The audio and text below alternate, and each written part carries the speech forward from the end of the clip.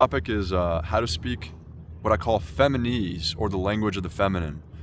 A lot of guys, they think they know how to talk to women, right? They're let's say think they're speaking English to the girl, but really the girl speaks Chinese, aka feminese. So we're going to talk about the language of the feminine and what that is, and what does that even mean? What are you talking about, Ryan? I know how to talk to women. I know what to say, how to be charismatic, funny, interesting. But maybe you don't. Maybe you do. But it's more than that, really. So the feminine, they speak in terms of emotions. And what that means is they basically look at body language a lot and how you present yourself. Let's say energetically, in your facial expressions, all that stuff, even how you walk, how you talk, the intonations of your voice, different things that you do, and they can sense all those energies.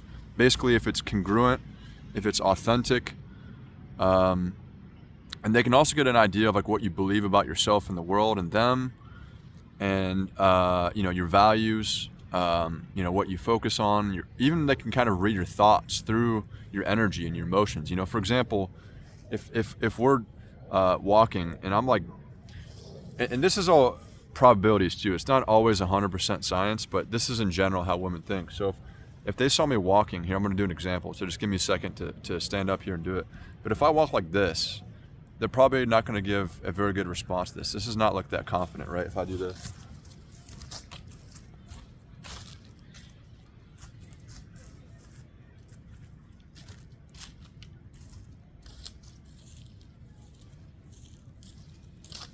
But if I walk like this, now check this out. This is much different energy, right?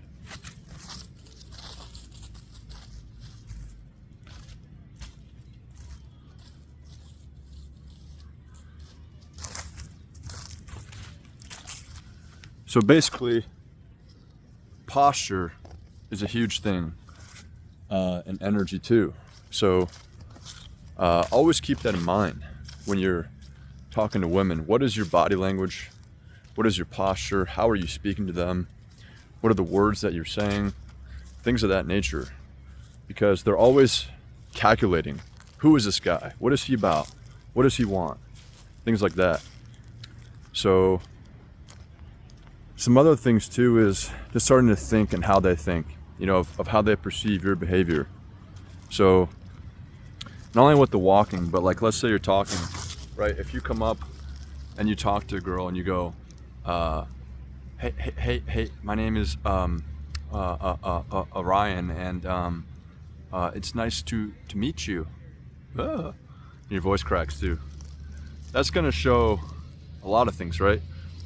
One, that you don't do this very often of talking to women. Number two, you're not very confident. Number three, you see her as higher value than her, which women don't like that. They want to feel like the guy is the higher value one than them, or has more competence or experience than them in terms of socializing and knowing how to talk and stuff like that. So everything that you're doing and saying, even like if you're talking kind of normal, right? You're like, hey, from here, where are you from, blah, blah, blah. But then as you're saying that, you're like handshaking weird. They're going to find that weird too. Be like, this guy has some weird energy. So they're always like assessing your body language, how you're moving, what your face is doing, limbs, legs, all that stuff. And even, your voice too, if your voice cracks or it starts to sound like a little bit high or something, it starts to change that way. So they're looking at all that stuff. And also too, women want you to speak in terms of emotions, right? Like you want to say stuff like, oh man, I am so excited to meet you right now. Even like do it with like a little like extra bit, like, oh my God, I'm so excited to see you right now. Something like that. And say things like, I feel like this, or I feel like that. Women love that stuff because that's how they think. They interpret everything through emotions of like, when they talk to a guy, how does this guy make me feel? Does he make me feel a sense of, do I feel a sense of like excitement? Do I feel bored? Do I feel stimulated? Do I feel any sexual tension with this guy? Do I feel, this guy make me feel happy? Do I feel sad around him? Do I feel like I lost energy by talking to him? Like I feel drained? Does this guy make me more excited about life? Is this guy interesting? Can he teach me something? Is he someone that I can admire, that I find curiosity in? Is there like a sense of mystery with this guy? Do I have to figure him out? All of these different things they take into account.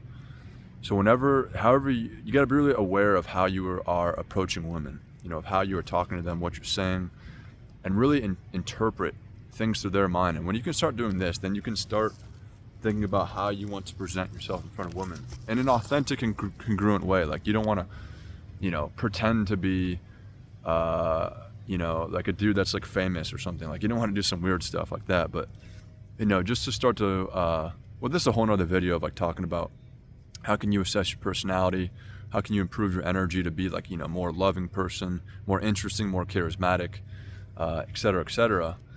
But at the same time, you want to do things that are authentic to you. For example, like I like to joke around a lot, maybe too much sometimes, but nonetheless,